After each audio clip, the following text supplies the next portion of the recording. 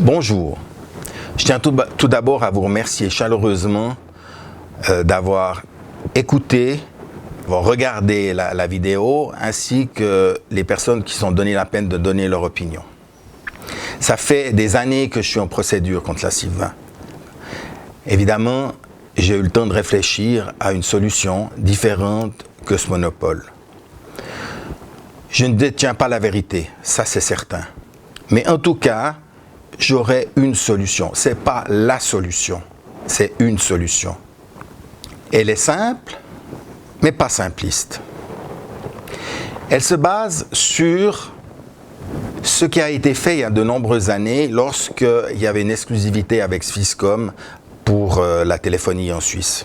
Il y a eu une libéralisation de la télécommunication et le Conseil fédéral a fait des appels d'offres afin que des compagnies puissent soumissionner et en donner des adjudications. Il est évident qu'actuellement, la situation n'est pas idéale, tout n'est pas très clair, que les prix pourraient être encore plus bas, on voit ce qui se passe à l'étranger. Toutefois, rappelez-vous le prix que nous avions dans les téléphones à l'époque pour toutes ces prestations. On a eu une nette diminution des prix ainsi qu'une amélioration de la qualité et des services et surtout le choix. Donc c'est ce même principe que je préconise, mais avec 3 règles importantes qu'on ne peut pas négocier. La première, c'est que ce n'est pas aux employés à payer. Actuellement, l'employé, on lui retient sur son salaire entre 0,6 et 0,9% de son salaire. Ça ne doit pas être dépassé. C'est un montant, s'il y a d'autres, ce sera aux entreprises à payer. C'est la première chose. Deuxième chose, il doit y avoir des règles strictes, égales pour tout le monde, avec surtout la transparence totale des réserves.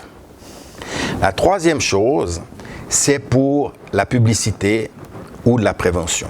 Concernant la prévention, je préconise que toutes les entreprises éducatrices doivent payer un pourcentage dans un pont commun qui sera géré par un pool des entreprises pour faire uniquement de la prévention.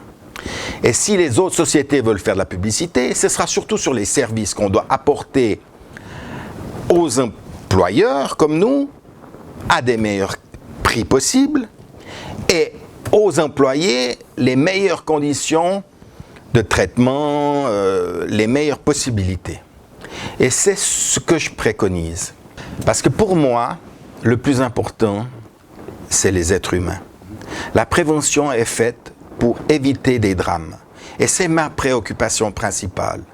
C'est éviter des drames. C'est la prévention qui va éviter des drames.